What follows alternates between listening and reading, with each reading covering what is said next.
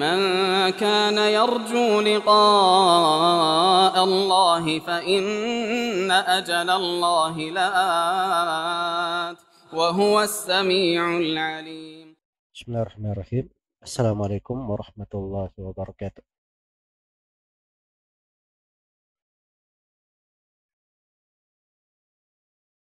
Innal hamdalillah nahmaduhu wa nasta'inuhu wa nastaghfiruh wa na'udzu billahi min shururi anfusina wa sayyiati a'malina. May yahdihillahu fala mudilla lahu wa may yudlil fala hadiya lahu. Asyhadu an la ilaha illallah wahdahu la syarika lah wa asyhadu anna Muhammadan abduhu wa rasuluh. Ya ayyuhalladzina amanu taqullaha haqqa tuqatih wa la tamutunna illa wa antum muslimun. Ya ayuhan nasu taqu rabbakum alladhi khalaqakum min nafsin wahidah wa khalaqa minha zawjaha wa batha minhuma rijalan katsiran wa nisaa wattaqullaha alladhi tasaaluna bihi wal arham innallaha kana 'alaikum raqiba. Ya ayyuhalladzina amanu taqullaha وقولوا قولا سديدا يصلح لكم أعمالكم ويغفر لكم ذنوبكم ومن يطع الله ورسوله فقد فاز فوزا عظيما. أما بعد فإن أصدق الحديث كتاب الله وخير الهدي هدي محمد صلى الله عليه وسلم وشر الأمور محدثاتها فإن كل محدثة بدعة وكل بدعة ضلالة wa kulla dhalalatin finnar.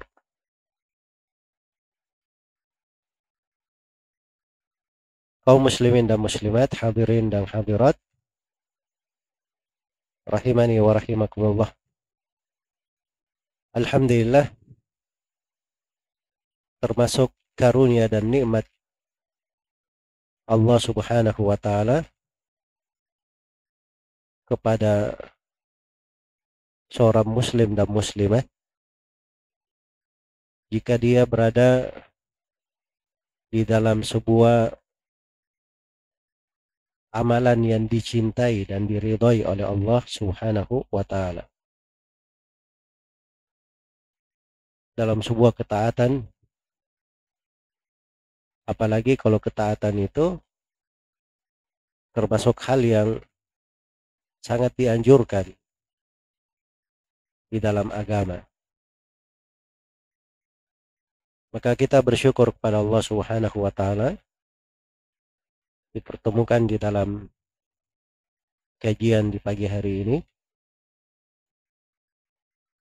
membahas tentang keutamaan ilmu dan bagaimana seorang menyadari tentang pentingnya ilmu agama di dalam kehidupan, tentang ibadah yang agung dan besar di dalam ilmu itu, sehingga mewarnai seluruh kehidupan kita dan menjadi amalan kita sepanjang kita masih hidup, sepanjang seorang masih diberi oleh Allah Subhanahu wa taala hayat dan kesempatan.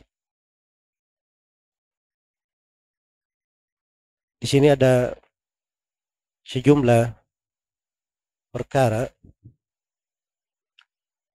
yang penting untuk kita ingatkan terkait dengan tema pembahasan kita,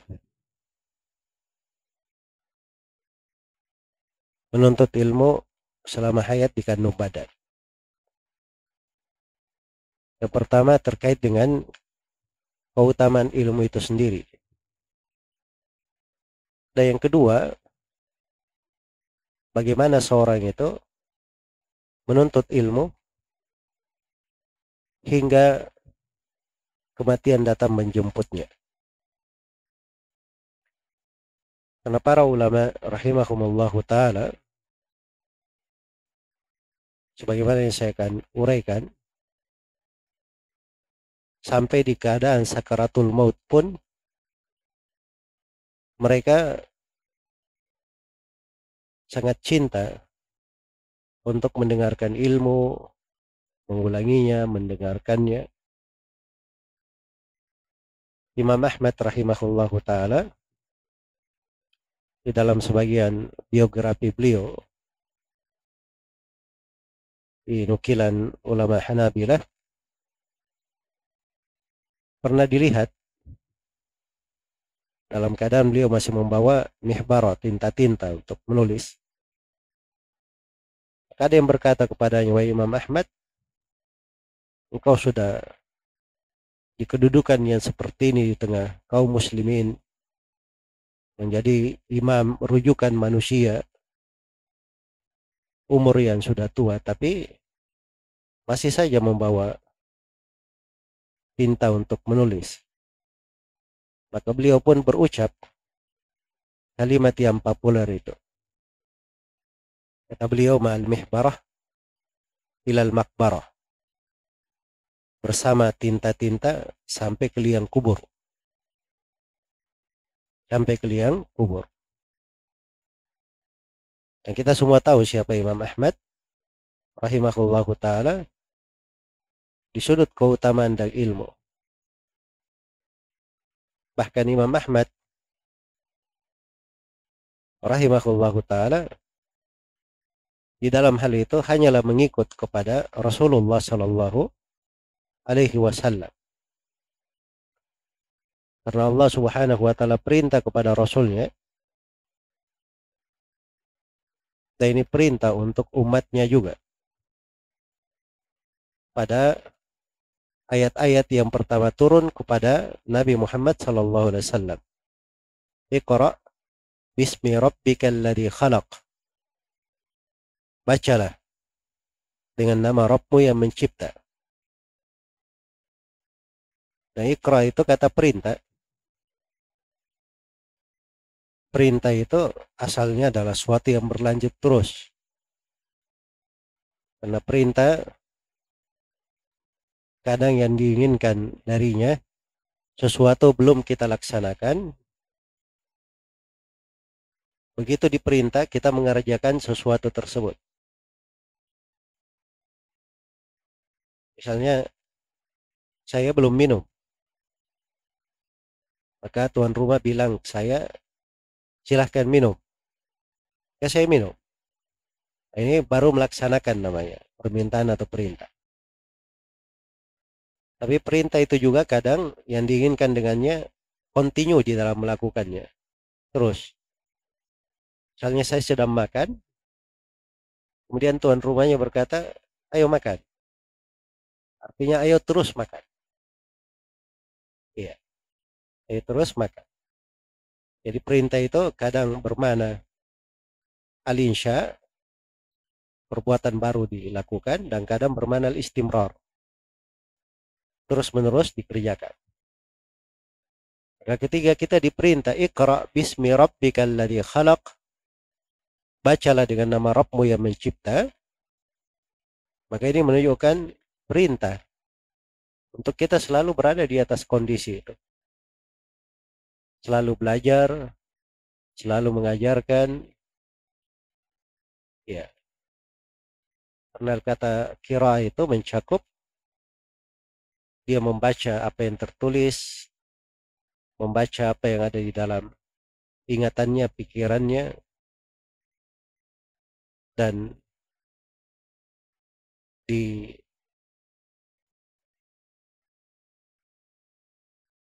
ayat-ayat atau di kelanjutan ayat disebutkan tentang al-qalam, yaitu mencakup seluruh penulisan ilmu, seluruh hal yang terkait dengan ilmu. Ini perintah untuk kita selalu belajar dan selalu mengajarkan ilmu, mendakwakannya. Dan ini berlaku sepanjang hidup.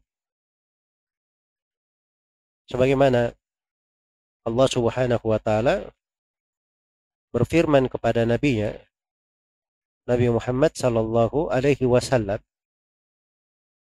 "Wa qur rabbi zidni ilman."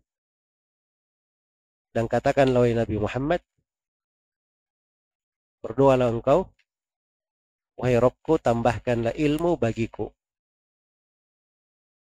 Tambahkanlah ilmu bagiku. Dan ini ayat luar biasa dari sudut keutamaan ilmu. Karena Nabi Muhammad sallallahu alaihi wasallam tidak pernah diperintah oleh Allah Subhanahu wa taala meminta tambahan apapun. Tidak tambahan harta, tidak tambahan anak-anak, tidak tambahan keturunan, tidak pula terkait dengan tambahan apapun dari perkara dunia. Tapi beliau hanya diperintah minta tambahan ilmu. Ini cukuplah sebagai keutamaan dari ilmu itu. Iya. Karena itu Ibnu Katsir rahimahullah ketika menjelaskan ayat ini, kata beliau, "Aizidni minka ilman." Mana ayat, mana doa, wahai Rabbku tambahkanlah ilmuku. Artinya, ya Allah tambahkanlah untuk saya ilmu dari sisi engkau. Dari sinilah Ibnu Uyainah berkata, rahimahullah, Sufyan Ibnu Uyainah, Abu Muhammad Al-Hilali Al-Makki, imam negeri Mekah yang terkenal, kata beliau, "Walam yazal sallallahu alaihi wasallam fi ziyadatin hatta tawaffahu Allah azza wa jal." Terus menerus Nabi Muhammad sallallahu alaihi wasallam dalam tambahan ilmu sampai Allah mewafatkan beliau. Ya, subhanallah. Terus bertambah ilmu beliau sampai Allah mewafatkannya. Sampai Allah mewafatkannya. Maka ini perintah supaya seorang itu selalu mencari tambahan dari ilmu, berada di seputar ilmu, karena akhlak yang mulia ini itu bukan cuman contoh dari Nabi Muhammad SAW di tengah umat ini saja, tapi itu berjalan di tengah para nabi dan para rasul. Nah, itu dimaklumi para nabi dan para rasul itu bagaimana dijadikan kehidupan mereka berberkah, selalu dapat tambahan ilmu. Bahkan dari hal yang menakjubkan adalah kisah Nabi Musa alaihi salam melakukan perjalanan untuk menjumpai Nabi Khidir guna mendapat tambahan ilmu. Nah, ini kisah yang menakjubkan. Dikisahkan di dalam Al-Quranul Karim di surah Al-Kahfi. Jadi kisahnya ini sebagaimana sebab perjalanan Nabi Musa alaihi salam di riwayat Bukhari dan Muslim. Nabi sallallahu alaihi wasallam pernah bercerita bahwa Nabi Musa alaihi salam pernah suatu hari berada di tengah tokoh-tokoh dari Bani Israel. Maka ada orang yang datang lalu bertanya, "Hal ta'lamu ahadan a'lama minka?" Wahai Nabi Musa, apakah engkau tahu ada seseorang yang lebih berilmu darimu? Ya. Maka jawaban Nabi Musa alaihissalam, la, tidak ada. Jadi ini ucapan Nabi Musa, harusnya beliau menyerahkan ilmu itu kepada Allah. Beliau berkata, harusnya Allahu a'lam. Karena Nabi Musa alaihissalam bukan Nabi kepada seluruh manusia. Nabi kepada seluruh manusia itu cumalah Nabi Muhammad sallallahu alaihi wasallam. Adapun para nabi dan rasul yang lainnya itu diutus kepada kaum tertentu. Maka begitu Nabi Musa alaihissalam menjawab tidak, maka fa'auhallahu ila Musa, bala abduna Khadir. Allah berfirman, bahkan ada yang lebih berilmu dari kamu, yaitu hamba kami Khadir. Ya, maksudnya ada yang lebih berilmu di sini, bukan maknanya Nabi Khadir itu lebih berilmu secara mutlak. Sebab itu akan menyebabkan beliau lebih utama. Dan dimaklumi Nabi Musa itu masuk ke dalam ulul azmi. Salah satu dari 5 rasul yang paling utama. Ya, bisa dipastikan bahwa beliau lebih utama daripada Nabi Khadir. Tapi ini pembahasan tentang ilmu. Nabi Khadir diberi ilmu apa yang tidak diberi kepada Nabi Musa alaihi salam. Maka Nabi Musa pun bertanya bagaimana cara berjumpa dengan Nabi Khadir. Ini lihat bagaimana semangat Nabi Musa alaihi salam. Padahal beliau adalah seorang nabi, salah seorang dari ulul azmi, tingkatan yang paling tinggi dari para nabi dan rasul. Dan jangan berkata, oh saya melakukan perjalanan belajar terus dulu, saya banyak kesibukan, ya sudah repot, apalagi yang sudah berkeluarga, saya banyak urusan, terikat dengan ini dan itu. Kadang alasan-alasan kalau kita perbandingkan pada Nabi Musa alaihissalam, harusnya kita malu dengan hal tersebut. Nabi Musa ini bagaimana beliau melakukan perjalanan jauh untuk menjumpai Nabi Khadir, meninggalkan keberadaan beliau sebagai seorang nabi di tengah umat yang terbesar waktu itu, Bani Israel. Bahkan umat nabi yang terbesar setelah umat Nabi Muhammad SAW adalah umatnya Nabi Musa alaihissalam. Umatnya Nabi Musa alaihissalam. Dengan berbagai tanggung jawab yang sedemikian rupa, tetap saja beliau melakukan perjalanan dalam menuntut ilmu. Ini juga pelajaran ya kepada ustadz-ustadz, kepada dai-dai. Kadang sebagian teman-teman kalau sudah mengajar seakan-akan dia sudah berada di level yang tidak perlu dia menambah ilmu lagi. Sudah top menjadi Syekhul Islam Ibnu Taimiyah sudah. Ini nggak benar ya cara berpikir seperti itu. Iya. Justru seorang itu harus selalu tahu kadar dirinya. Harus selalu menyadari bahwa kekurangan itu adalah ciri dan tabiatnya. Ciri dan tabiatnya. Karena Nabi Musa alaihissalam melakukan perjalanan, dan itu bukan perjalanan sembarangan, santai-santai. Kayaknya di dalam ayat itu di surah Kahfi, Nabi Musa berkata, laqad laqina min safarina hada nasaba. Sungguh kami telah menjumpai dalam perjalanan kami ini keletihan yang sangat meletihkan. Harus ada nasab, ada keletihan. Sebab siapapun di atas muka bumi ini ingin meraih sesuatu, dia harus berusaha dan berupaya. Harus ada usahanya, harus ada upayanya. Tanpa usaha dan upaya itu, tidak mungkin dia mencapai apa yang ingin dia cari. Laulal masyaqqatu sadan nasu kulluhum. Al-judu yufkiru wal ikdamu qattalu.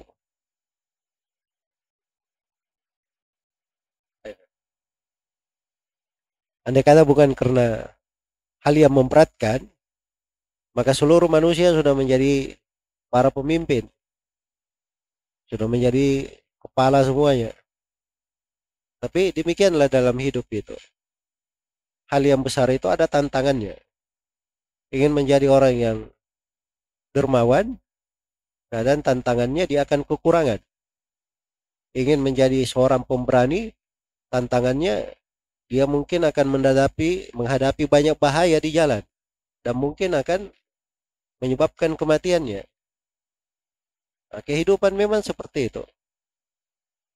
Jadi kalau Nabi Musa alaihissalam berkata, laqad laqina min safarina hada nasaba, sungguh kita telah menjumpai dalam perjalanan ini hal yang meletihkan. Nah, itu luar biasa. Harusnya menjadi panutan, menjadi pelajaran untuk kita semua. Bahwa ilmu itu memang ada jalannya. Ada jalannya.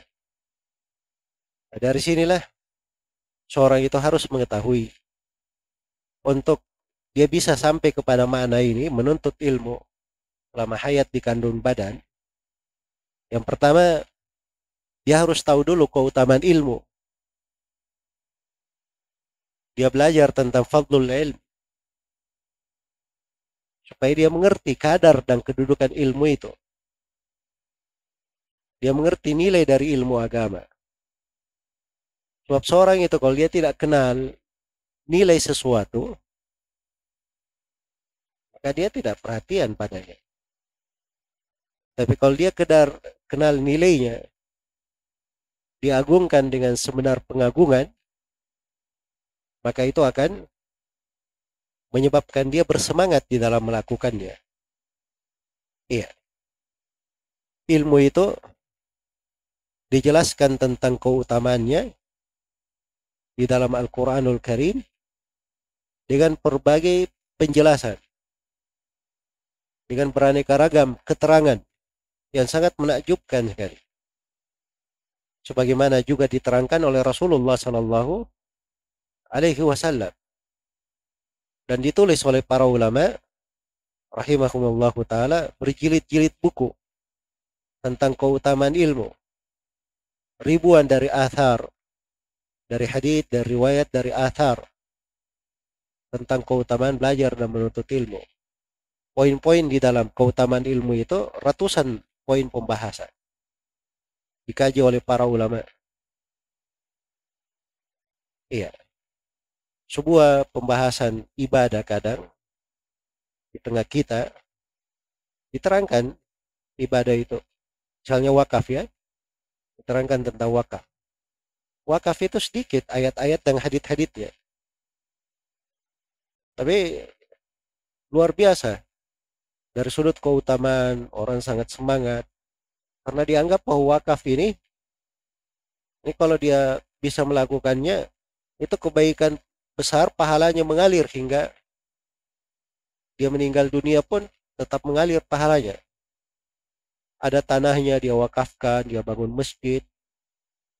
Padahal ini pembahasan, ya, dari sudut pendalilannya dan hadits-haditsnya, itu kalau dibanding dengan keutamaan ilmu, itu nggak ada apa-apanya. Dan ilmu itu sendiri, itu nilainya sama dengan wakaf itu. Bahkan lebih besar manfaat dan kebaikannya. Lebih mudah untuk beranak, mengalir, meluas. Dan aliran pahalanya juga pasti akan lebih besar karena hal tersebut. Iya. Tapi subhanallah, kadang banyak di antara manusia tidak memperhatikan hal itu. Sebabnya karena dia kurang di dalam mengenal keutamaan ilmu itu. Dia tidak kenal bahwa ilmu ini, menyampaikan ilmu, itu adalah tugasnya para nabi dan para rasul. Para nabi dan para rasul itu dipilihkan oleh Allah Subhanahu wa taala pekerjaan yang paling mulia secara mutlak. Tidak ada yang lebih mulia, tidak ada yang lebih hebat, dan tidak ada yang lebih baik dari pekerjaannya para nabi dan para rasul.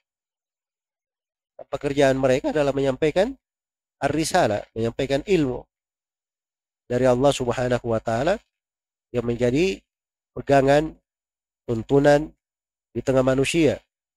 Ilmu itu disebut sebagai ruh. Seorang tidak bisa hidup tanpa ruh. Sebab itu ruh di dalam kehidupannya. Ilmu itu adalah hal yang menghidupkannya. Ilmu itu adalah cahaya. Ilmu itu adalah harta yang lebih berharga dari seluruh dunia dan isinya. Ilmu itu adalah sultan, adalah kekuasaan. Kekuasaan yang seorang itu tidak perlu melirik kepada berbagai jenis kekuasaan yang diberikan kepada manusia di dunia. Dari kekuasaan-kekuasaan dunia. ilmu itu perbandingkan dengan harta dari puluhan sudut perbandingan oleh Ibnul Qayyim, tampak bagaimana keutamaannya. Ilmu itu, itulah sebab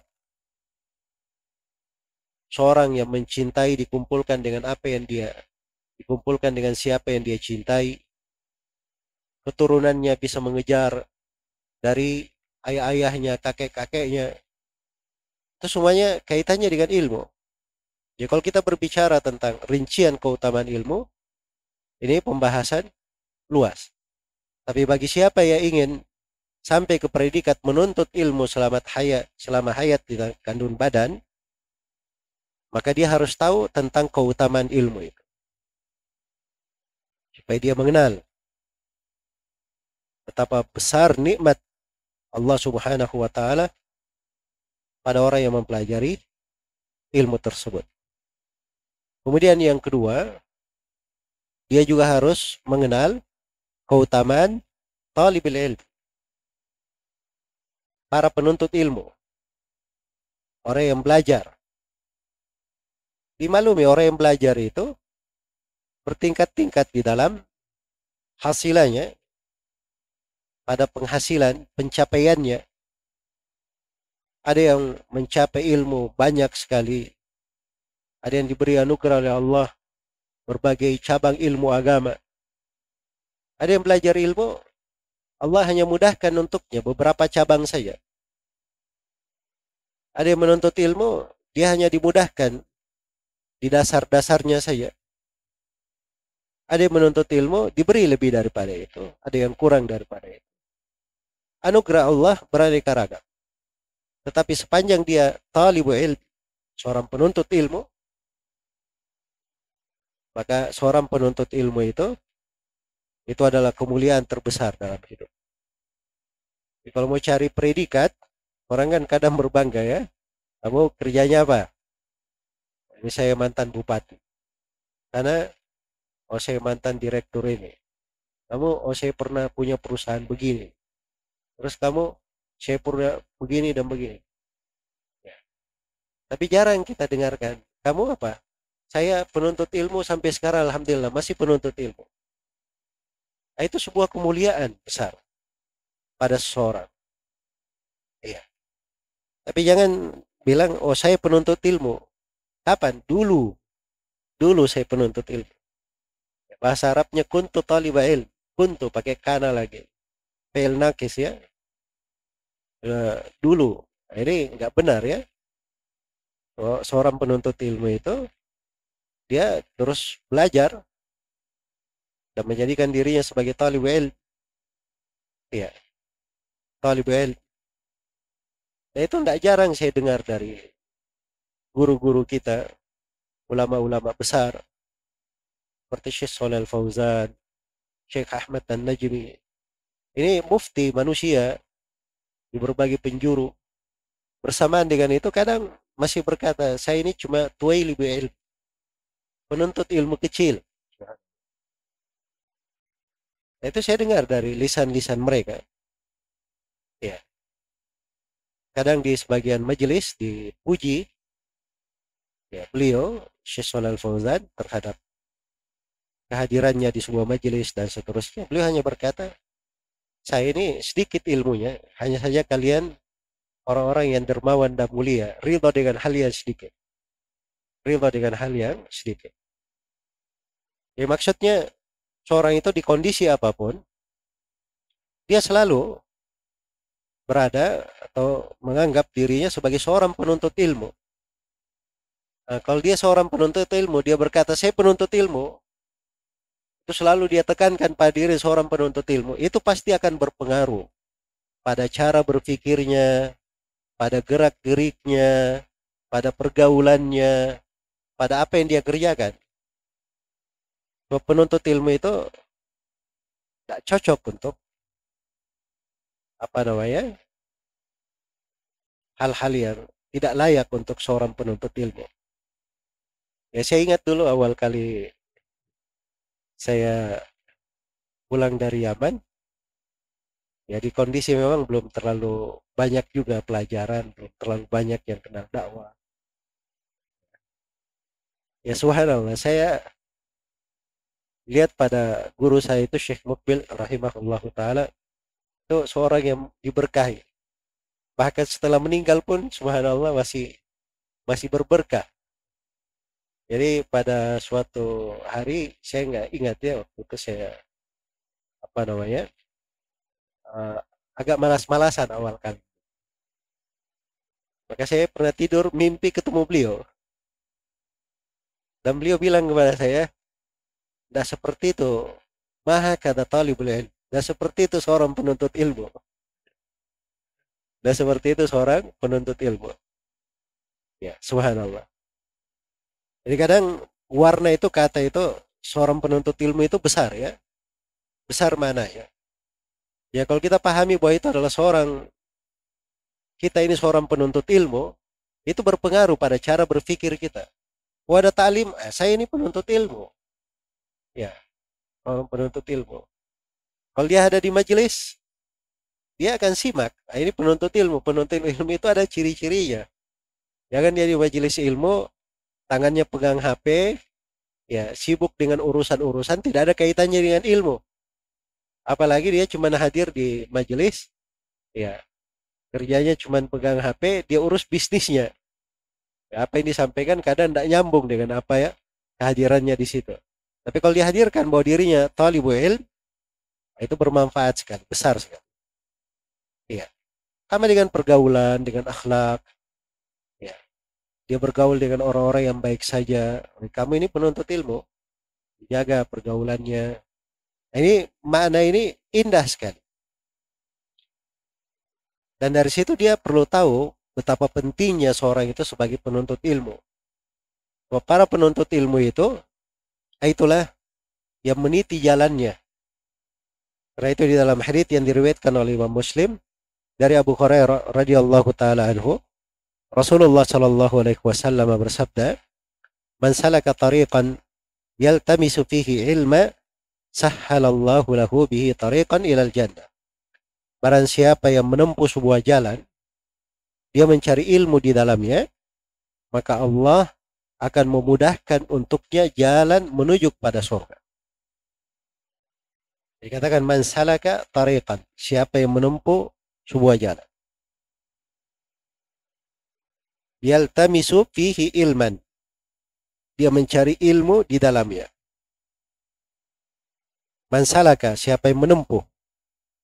As-suluk di situ kata Ibnu Rajab rahimahullahu taala itu terbagi dua. Ada sulukun hissiyun dan ada sulukun ma'nawiyun.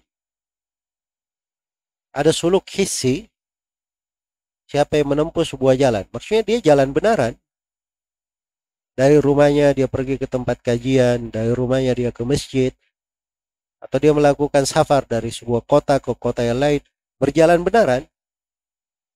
Itu suluk hissi namanya. Siapa yang menempuh sebuah jalan. Suluk yang kedua namanya sulukun ma'nawiyun. Suluk secara maknawi. Iya. Dia berkata, maknawi itu misalnya dia baca kembali pelajarannya, ada ilmu, dia dapatkan, dia tulis ilmu itu. Apa yang telah dia tulis, dia ulangi. Apa yang dia hafal, dia murajaah, mudzakarah. Itu semuanya sulukun ma'nawiyun. Berjalan juga, tapi secara maknawi. Jadi kalau dilihat bahasa hadits ini luar biasa sebenarnya, cakupannya luas sekali. Siapa yang menempuh sebuah jalan. Jadi jalannya itu, cara menempuhnya itu dua bentuk. Ada yang maknawi, ada yang hissi. Ada yang tersurat, dalam makna yang tersurat, dan ada yang mana tersirat padanya. Itu semuanya masuk. Kemudian dikatakan man salaka tariqan, siapa yang menempuh sebuah jalan. Didatangkan dalam bentuk mufrad, sebab jalan belajar itu sama saja. Dia pada dasar jalannya cuma satu. Karena jalan pada ilmu itu cuma satu. Hanya saja metode di dalam mempelajarinya. Kadang berbeda-beda. antara orang kepada orang yang lain. Ya, misalnya Imam Malik rahimahullah, beliau itu belajar hanya di kota Madinah. Kenapa? Karena beliau nggak ada keperluan melakukan perjalanan. Ya, para ulama kumpulnya di kota Madinah. Ulama yang di luar kota Madinah selalu datang ke kota Madinah karena kota yang selalu dikunjungi. Jadi beliau saja dengan itu sudah sibuk sekali. Rahimahullah. Nah, itu metode beliau di dalam belajar. Tapi kebanyakan ulama nggak seperti itu. Apalagi ulama yang tinggalnya di Mesir, di Irak, ya, di wilayah Kufa dan semisal dengannya, mereka melakukan perjalanan. Karena itu Al-Bukhari melakukan perjalanan ke berbagai negeri. Abu Hatim Ar-Razi, Abu Zur'a Ar-Razi, Imam Ahmad, Imam Muslim Ibn Al-Hajjaj, Imam Syafi'i. Ya, itu orang-orang yang melakukan perjalanan banyak sekali. Jadi kadang dari sudut orang per orangnya ada sebagian hal dari metodenya dia bisa ambil ini, ambil itu. Ya bertemu pada hal yang sama. Yaltamisu fihi ilma. Dia mencari ilmu di dalamnya. Ya. Itu datang dalam bahasa yaltamis, fi'il mudhari'. Fi'il mudhari' itu yaqtadi al-istimrar. Menunjukkan makna terus-menerus. Dia terus-menerus mencari ilmu di dalamnya. Ya harus ada jalan kita selalu terus-menerus continue ya mencari ilmu di dalamnya. Ya, ilman itu datang dalam bentuk nakirah untuk mencakup seluruh jenis ilmu dari cabang ilmu-ilmu syariat. Ilmu itu semuanya yang pokoknya itu tersimpulkan dari Al-Quran dan Sunnah. Hanya saja Al-Qurannya itu ada ilmu-ilmu yang terkait di dalam memahaminya. Kita perlu mempelajari Al-Qurannya. Kita perlu mempelajari tafsir dari Al-Quran itu. Kita perlu mempelajari ilmu usulut tafsir. Kita perlu mempelajari ulumul Quran. Agar supaya kita kenal Al-Quran itu. Sama dengan hadits Rasulullah SAW. Ada buku-buku haditsnya dengan berbagai bentuk periwayatan. Ada dalam bentuk kutubus sunan tentang sunan. Ada buku-buku terkait dengan musnad, masanid. Ada buku-buku ma'ajim. Ya. Dan ada juga dari riwayat-riwayat terkait dengan ajza, juzu, risalah-risalah kecil. Nah, ini dalam buku haditsnya sendiri. Untuk memahami hadits itu ada namanya ilmu usulul hadits. Disebut juga dengan ilmu mustalahil hadits. Itu perlu kita pelajari di dalam hal tersebut. Jadi ilmu itu banyak. Al-Quran dan Sunnah itu bahasa Arab. Kita harus pelajari bahasanya. Dari Al-Quran dan Sunnah itu bahasa Arab itu sendiri itu lebih dari 10 cabang. Bahasa Arab itu sendiri lebih dari 10 cabang. Ada ilmu nahwunya, ada ilmu sarafnya, ada ilmu balaghahnya, ada ilmu imla'nya, ada ilmu al-kawafi wal arud. Ada cabang-cabang dari ilmu bahasa Arab. Sebagaimana seorang kalau mau mengambil fikihnya, nah itu ada pembahasan fikih namanya, ilmu fikih. Dan fikih ini juga terwarisi dari Nabi Shallallahu Alaihi Wasallam, para sahabat, para tabiin. Nah, untuk memahami fikih itu ada namanya ilmu usulul fiqh. Untuk bagaimana dia bisa memahami fikih para ulama dengan benar. Cara pendalilan. Iya. Ada namanya qawaidul fiqh. Kaidah-kaidah fikih. Ada namanya maqasidus syariah. Maksud dan rahasia-rahasia pensyariatan. Itu ada ilmu. Jadi maksudnya dia mencari jalan, dia menuntut ilmu padanya. Yaltamisu fihi ilma. Nah, ilmu itu banyak yang perlu dituntut. Iya. Dan bahasa man salaka tariqan yaltamisu fihi ilma. Nah, ini secara tidak langsung memberikan kepada kita anjuran agar supaya kita itu mengambil dari jalan belajar, jalan yang ditempuh oleh para ulama dengan metode yang dijalani oleh para ulama. Karena ilmu ini adalah warisan. Karena itu Nabi Shallallahu Alaihi Wasallam bersabda, wal ulama'u warathatul anbiya. Para ulama itu adalah pewarisnya para nabi. Pewaris para nabi itu dia mewarisi, bukan bikin hal baru, tapi dia mengambil dari warisan. Nah, warisan inilah yang diambil. Warisan ini yang diambil. Karena itulah apabila seseorang ingin istiqamah dalam belajar dan menuntut ilmu, ya, bisa diberi taufik oleh Allah belajar hingga akhir hayatnya, itu luar biasa. Tapi dia perlu tahu, dia perlu memasukkan dirinya ke dalam golongan talibu ilm, seorang penuntut ilmu. Seorang penuntut ilmu. Iya. Kemudian yang ketiga, menuntut ilmu selama hayat di kandung badan, itu juga memerlukan seorang itu memahami hukum mempelajari ilmu. Kalau tahu hukum belajar, itu mengikat hatinya, memberikan pemahaman. Karena banyak dari umat Islam ini, mereka anggap bahwa belajar itu, yaitu cuma alternatif saja. Yang mau belajar, alhamdulillah banyak keutamannya. Kalau tidak belajar juga, alhamdulillah kita sudah muslim, syukur kepada Allah Subhanahu wa taala dan seterusnya. Ya. Ini pemahaman mesti untuk dirapikan, mesti untuk diperbaiki. Karena hukum belajar dan menuntut ilmu itu pada dasarnya hukumnya adalah wajib. Karena telah syah dari Nabi Shallallahu Alaihi Wasallam, dari Anas bin Malik radhiyallahu taala anhu dan selainnya, ditulis oleh As-Suyuti satu risalah khusus tentang hadits ini, ya, di mana dikumpulkan sekitar 49 jalur periwayatan tentang hadits ini, dan hadits ini dikuatkan oleh para ulama. Nabi Shallallahu Alaihi Wasallam bersabda, "Talabul ilm fardhatun ala kulli muslim." Menuntut ilmu itu adalah kewajiban atas setiap muslim. Ya, kita harus tahu bahwa belajar dan menuntut ilmu itu kewajiban. Cuman fardhonya itu, kewajibannya itu terbagi dua. Ada fardu ain dan ada fardu kifayah. Ada yang fardu ain dan ada yang fardu kifayah.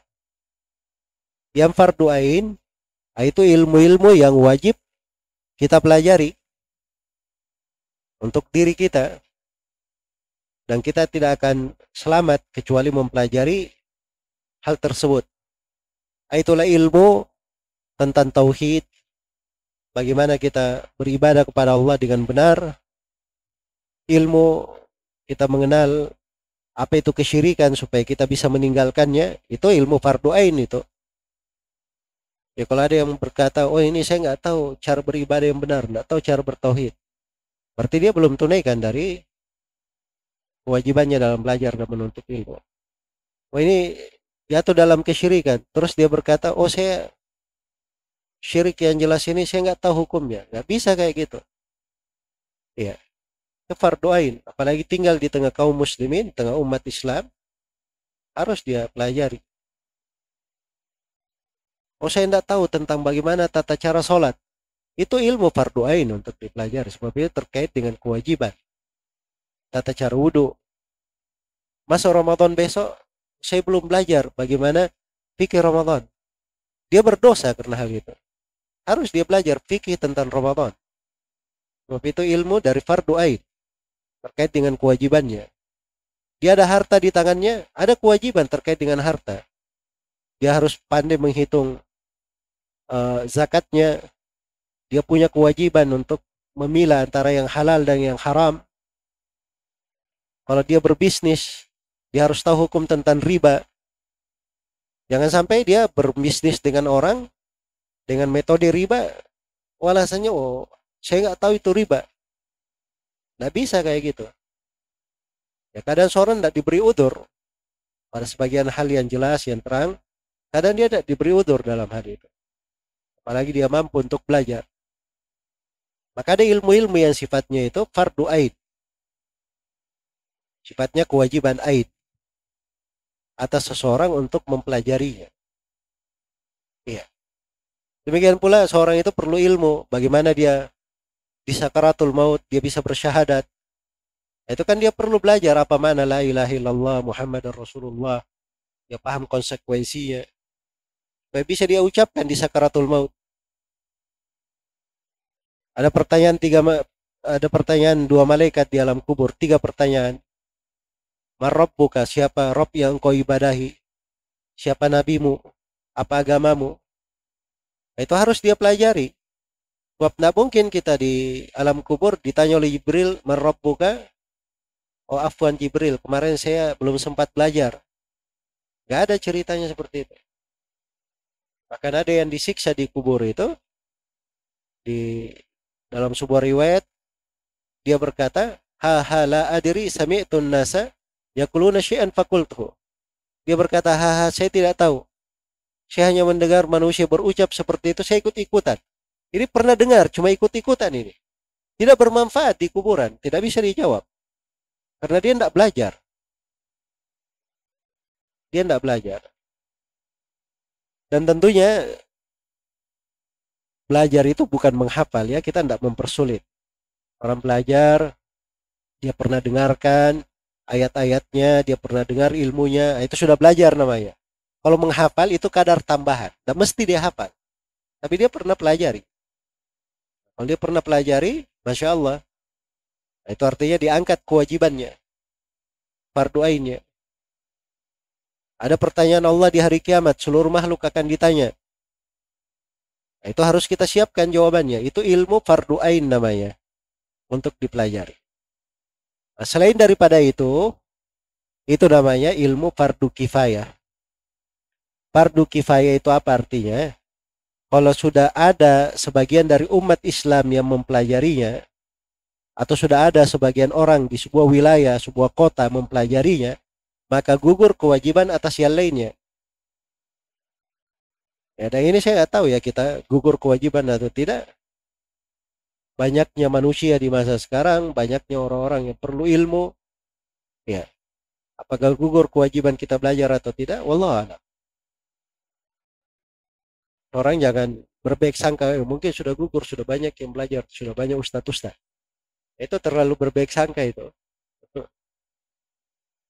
Tapi seorang itu harus diingat, yang fardu kifayah saya belajar di situ dari ilmu-ilmu yang fardu kifayah itu lebih baik daripada dia sholat malam satu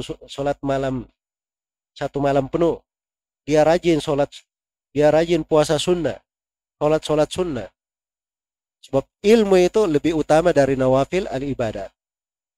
Ilmu agama itu lebih utama dari ilmu-ilmu nafilah, ilmu-ilmu yang disunnahkan.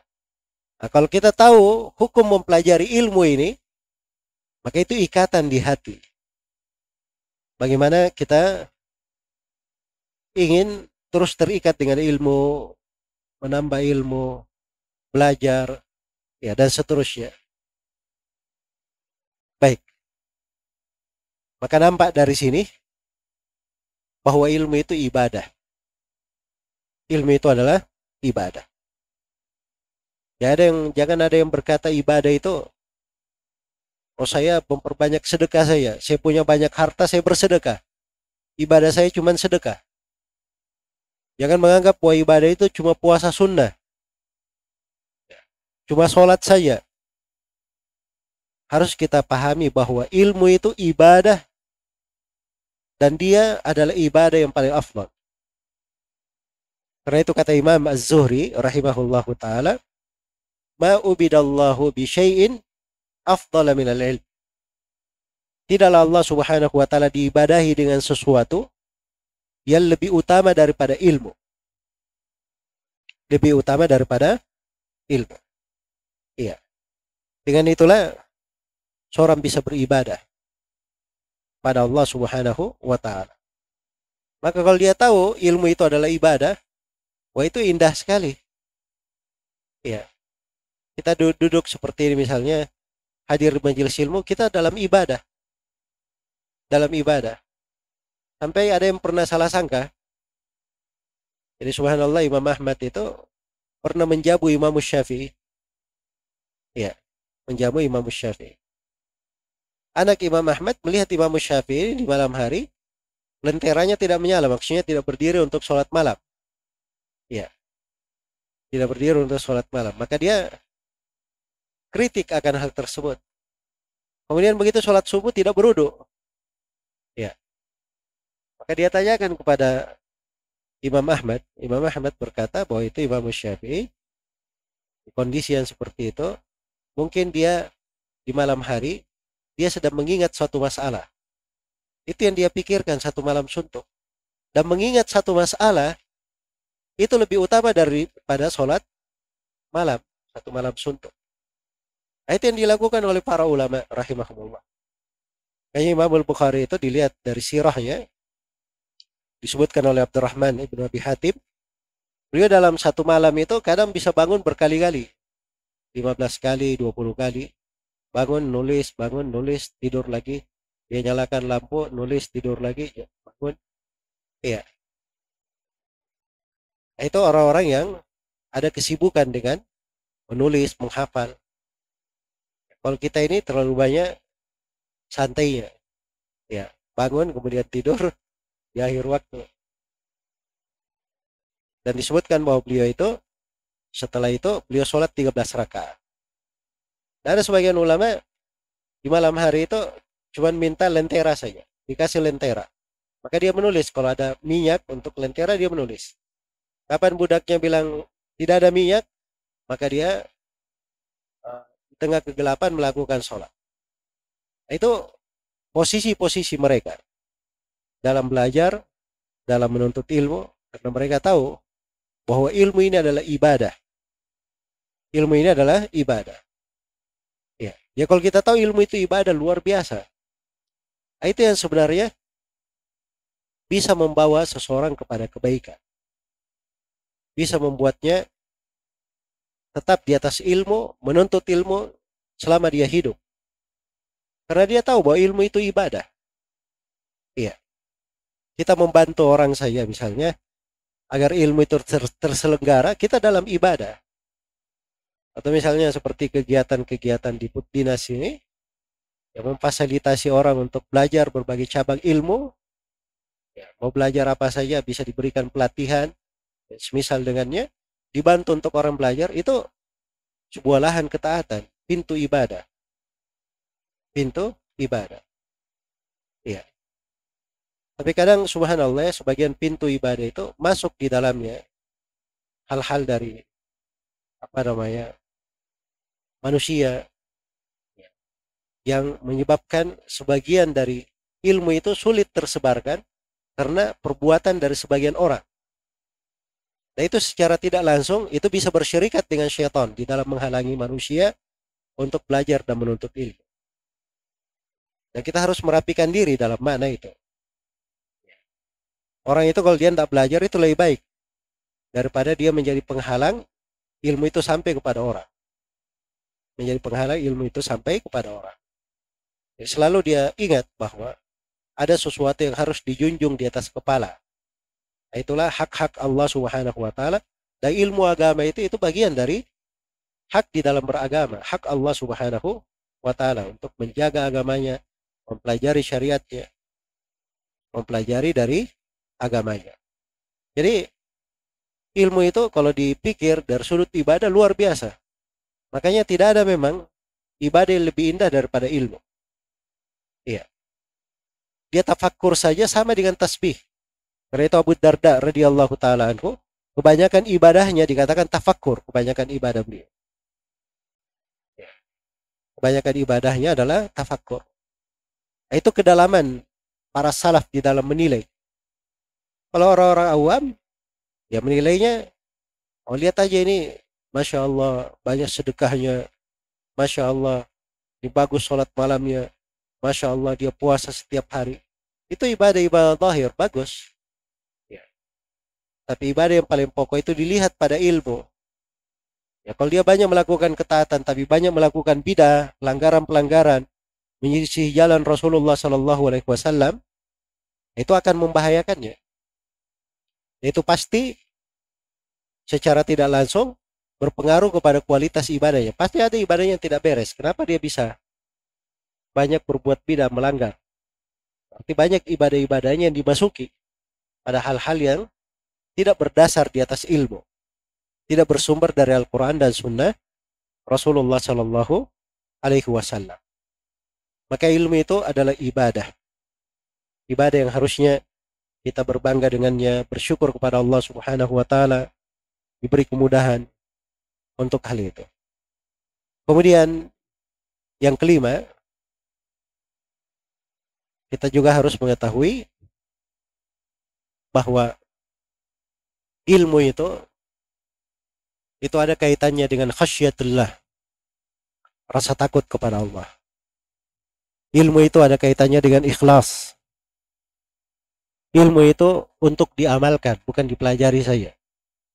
Untuk diamalkan. Ilmu itu adalah akhlak dan adab. Bagaimana dia terapkan di dalam kehidupannya.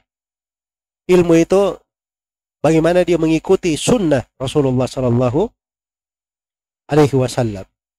Nah, ini poin-poin ini semuanya adalah bentuk dari pengamalan ilmu, keterkaitan dengan ilmu. Kalau kita lakukan sepanjang hidup kita, tidak ada habisnya. Tidak ada habisnya.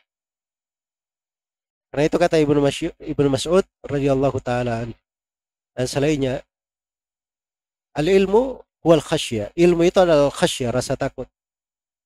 Itu sebagaimana firman Allah Subhanahu wa taala, "Innama yakhsyallaha min ibadihil ulama." Sungguhnya yang takut kepada Allah dari hamba-hambanya adalah para ulama. Iya. Jadi kalau dia ingin punya khasyah, dia pasti akan selalu belajar. Selalu belajar. Iya. Dan ini tidak akan dirasakan kecuali orang yang menjalaninya.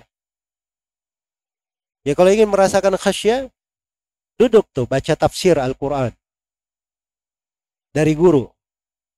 Setelah belajar tafsir Al-Quran dari guru 30 juz, baca kembali tafsir itu. Ulangi. Setiap diulangi pasti akan bertambah khasyahnya dan rasa takutnya.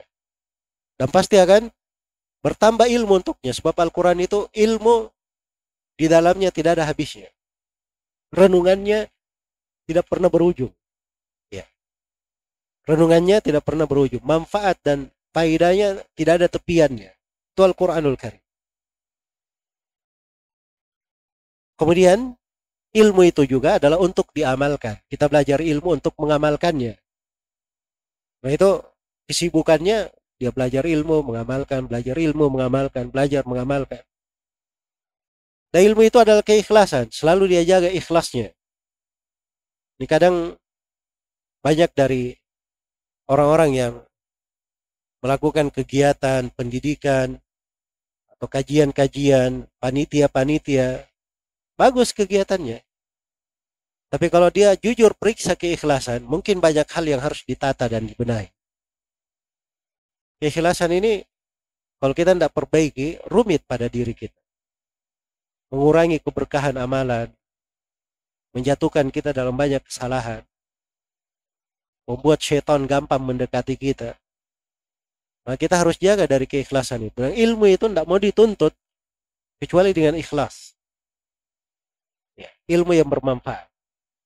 Ada orang-orang yang dapat ilmu banyak sekali, tapi karena tidak ada ikhlasnya, ilmunya jadi tidak bermanfaat. Jadi kadang membawa bahaya untuk dia. Membawa bahaya untuk dia. Iya. Iblis itu dia tahu Allah yang diibadahi. Makanya dia panggil dengan nama Rabb. Tapi tidak ada manfaatnya ketika dia ada kesombongan, tidak ada keikhlasan. Makanya orang-orang yang ikhlas itulah yang tidak bisa diganggu oleh iblis. Ya.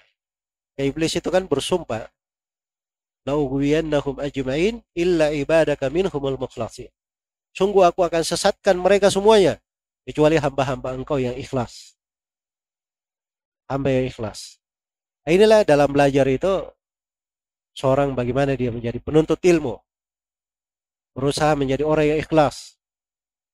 Dia memang hidup untuk ikhlas kepada Allah Subhanahu wa taala. Makanya para ulama itu subhanallah ya. Imam Syafi'i itu setelah buku-bukunya tersebar, murid-muridnya sangat banyak sekali.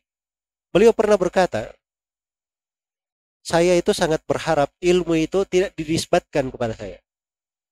Maksudnya biarkan saja saya sampaikan ilmu. Tapi tidak usah bilang ini Imam Syafi'i berkata begini, Imam Syafi'i berkata begini. Biarkan saya ikhlas, tapi ilmu saya sampai kepada kalian semua. Itu untuk menjaga keikhlasan. Berat beliau menghadapi, merasakan seperti itu. Ketika sampai kepada Imam Malik berita bahwa Imam Malik ada Ibnu Abi Dhi'b menulis Muwatta lebih besar dari Muwatta kamu. Lebih banyak. Kata Imam Malik rahimahullah, maka lillahi baki. Sesuatu itu kalau dilakukan karena Allah, dia pasti akan kekal. Itu keyakinannya Imam Malik. Dan subhanallah, hari ini orang-orang tidak ada yang mengenal Muwatta kecuali Muwatta Imam Malik saja. Padahal banyak menulis Muwatta di masa Imam Malik. Saya perhatikan dari keikhlasan itu. Maka lillahi baki. Dan dari hal yang saya sangat menakjubkan ya, saya lihat dari guru-guru kita itu dari keikhlasan luar biasa. Kalau di waktu mengajar, pasti mereka berikan waktunya sepenuhnya mengajar. Padahal mereka di dalam mengajar di situ tidak ada gaji dari pemerintah, bukan dari kerjaan mereka. Tapi mereka mengajar memang. Itu adalah kewajiban pada ilmu. Itu kita lihat di majelis guru-guru kita. Ya. Dan kadang sebagian guru itu, subhanallah, seperti Syekh Ahmad An-Najmi, itu di setiap waktu sholat ada saja datang belajar. Malah pernah beliau didatangi tamu dari luar negeri, baca beberapa hari setiap waktu sholat sampai beliau pingsan di kamar mandi. Ya. Lalu dirawat di ruang ICU. Ini karena semangat beliau rahimahullahu ta'ala untuk mengajarkan ilmu. Kalau bukan ikhlas, nggak tahu saya apa namanya itu. Dan hal yang lebih menakjubkan dari itu, saya lihat dari guru saya, Syekh Mukbil rahimahullah. Kadang beliau mengajar, ya, rahimahullah, dan ada darah yang keluar dari hidungnya, dia seakan-akan tidak ada masalah. Bersamaan dengan itu, saya baca di sebagian buku biografinya yang ditulis oleh istri beliau, di akhir hayatnya itu Syekh Mukbil berkata, ana qalilul ikhlas. Saya sedikit ikhlasnya. Ya. Ini orang yang seperti ini, bahasa ikhlas itu subhanallah nampak sekali padanya. Tapi orang-orang yang ikhlas itu seperti itu penilaian terhadap dirinya. Dia selalu menganggap dirinya tidak ikhlas. Supaya dia tata dirinya, dia lebih baik dan lebih baik lagi. Orang yang mengatakan dirinya ikhlas itu masalah. Itu pasti masalah. Tapi dia selalu introspeksi diri. Memperbaiki diri. Ilmu itu ada kaitannya dengan ikhlas. Makanya keikhlasan ini kalau dijaga itu menjadi sepanjang hayatnya. Keikhlasan itu tampak di dalam as-sidq, kejujuran. Iya. Ilmu itu ada kaitannya dengan ittiba'us sunnah, mengikuti sunnah. Bagaimana dia mengamalkan sunnah Nabi, menjalankannya, menerapkannya dari ilmu yang dia pelajari, dia hidupkan sunnah di tengah manusia. Ilmu itu adab. Dia belajar dari adab, dari akhlak. Iya. Dari akhlak. Dan ini sekarang subhanallah banyak penuntut ilmu yang menganggap dirinya penuntut ilmu ya. Ya. Panitia-panitia kajian, sekolah-sekolah, pendidikan-pendidikan, tapi tidak ada adab sama sekali. Pada guru-guru, tidak ada adab kepada para pengajar. Dan ini dari PR yang harus diperbaiki, dibenahi. Sebab sesuatu itu kalau dimasuki oleh dunia, mengurangi dari keikhlasan, pasti berpengaruh pada akhlak dan pembawaan. Pada akhlak dan pembawaan. Harusnya pada hal yang terkait dengan pendidikan ilmu, orang yang menyampaikan ilmu, para guru itu dihormati. Itu penyandang ilmu namanya.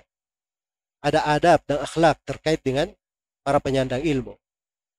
Sama dengan para penyandang ilmu itu juga adab, ada akhlak terkait dengannya. Ada adab seorang guru, ada adab seorang penuntut ilmu. Ada adab antara keduanya. Ada adab kepada Allah Subhanahu wa taala, ada adab di tengah makhluk. Itu semuanya dijaga. Ilmu itu untuk kita mempelajari adab. Kita terapkan akhlak dan adab itu.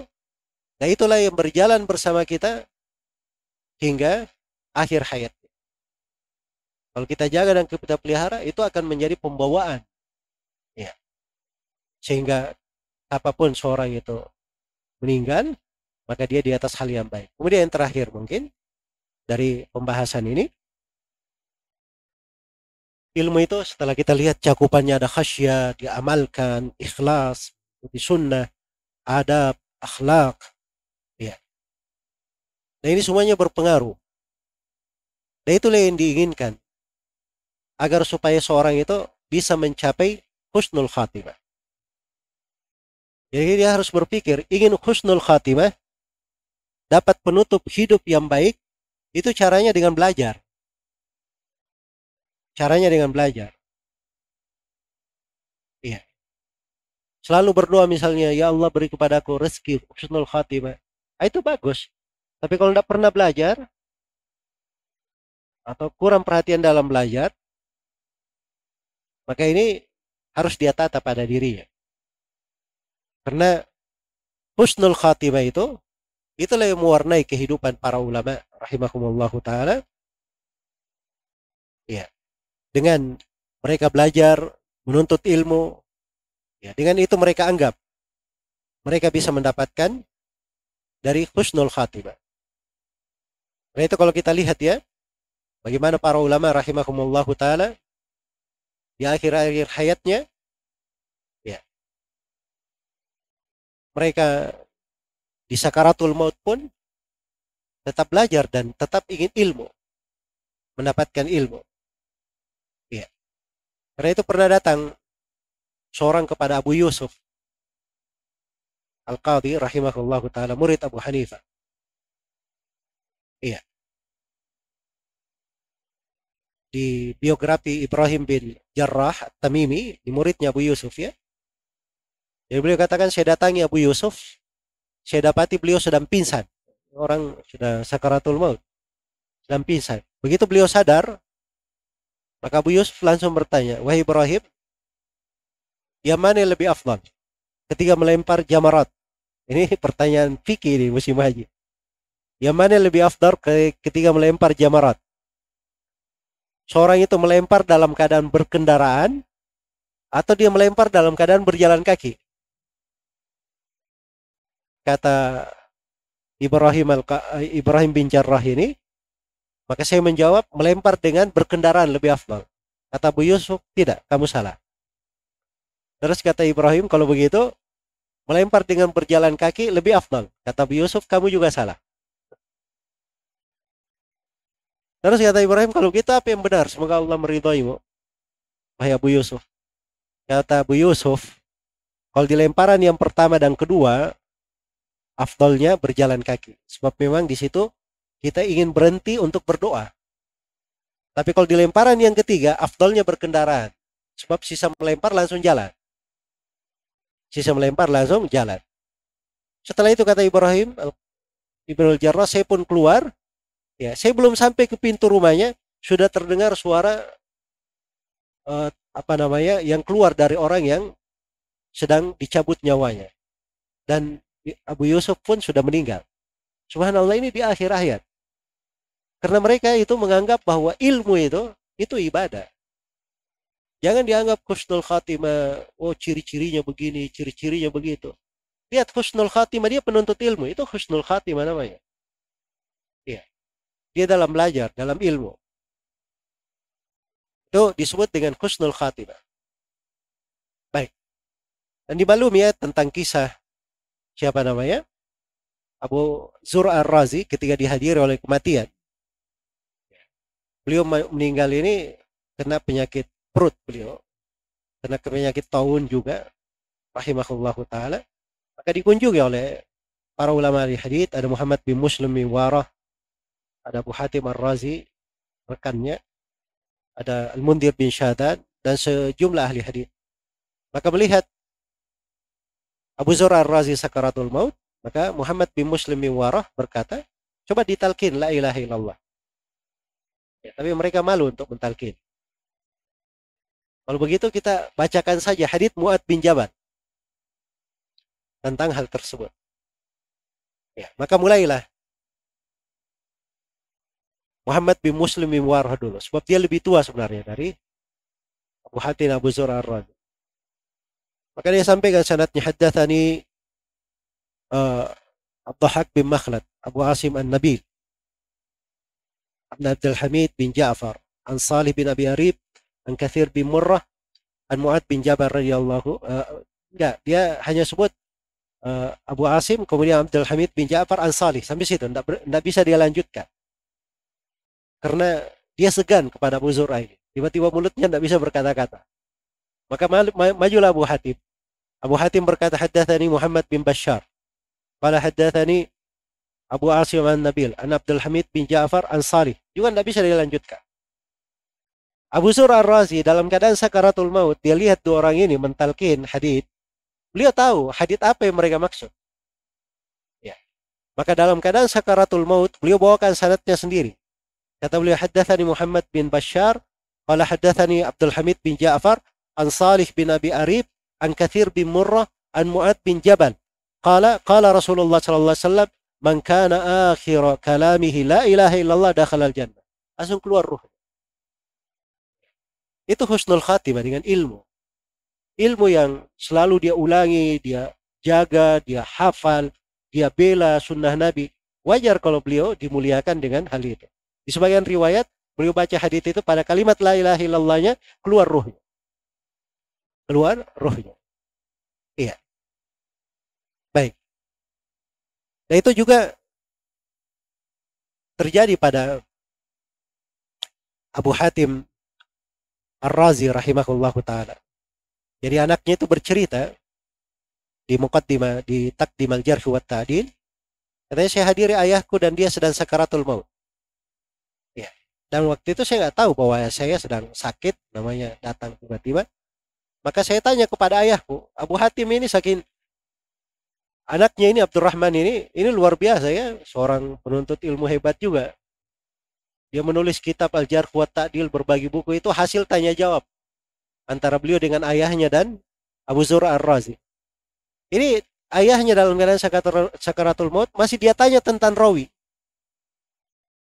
Apa kedudukan Uqbah bin Abdul Ghafir? Dia meriwayatkan dari Nabi. Apakah dia sahabat? Kata Abu Hatim, tidak. Dia isyarat dengan kepalanya. Maka waktu itu kata Abdurrahman, saya kurang puas. Maka saya bilang lagi, ya, saya kayaknya engkau nggak paham pertanyaan saya. Apakah dia sahabat? Abu Hatim berucap, enggak, dia seorang tabi'in. Dia seorang tabi'in. Akhirnya di kondisi dia sedang sakaratul maut, masih menjawab. Sebab mereka anggap itu ibadah. Mereka anggap itu ibadah. Dan kisah yang seperti ini banyak di tengah para ulama as-salaf rahimahumullahu ta'ala. Ya, dan disebutkan dari Syekhul Islam Ibnu Taimiyah rahimahullah. Beliau di penjara beliau yang terakhir dan beliau meninggal di situ. Beliau sudah mengkhatamkan Al-Quran 69 kali. Di khatam yang ke-70, begitu sampai kepada firman Allah di akhir surah Al-Qamar, innal muttaqina fi jannati wa nahar fi maq'adi sidqin inda malikin muqtadir. Beliau meninggal di ayat itu. Yaitu disebutkan oleh Ibnu Katsir rahimahullahu ta'ala, biografinya beliau di Al-Bidayah wan Nihayah. Jadi ini hal-hal harus dipahami bahwa husnul khatimah itu banyak bentuknya. Dan bentuk yang paling indahnya, paling luas kesempatannya, itu bagi seorang penuntut ilmu. Bagi seorang yang belajar dan menuntut ilmu. Semoga Allah subhanahu wa ta'ala menganugerahkan kepada kita semua ilmu yang bermanfaat dan menjadikan kita semua sebagai para penuntut ilmu. Dan menjadikan kehidupan kita semua dengan ilmu, mewafatkan kita dengan ilmu, dan memuliakan kita semua dengan ilmu di sakaratul maut, di alam kubur, dan di akhirat kelak tatkala kita menghadap kepada Allah Subhanahu wa taala. Dan semoga Allah Subhanahu wa taala mengumpulkan kita semua di surga Allah Subhanahu wa taala sebagai orang-orang yang diridhai dengan ilmu. Innahu waliyyu dzalika wal qadiru alaihi wallahu taala a'lam.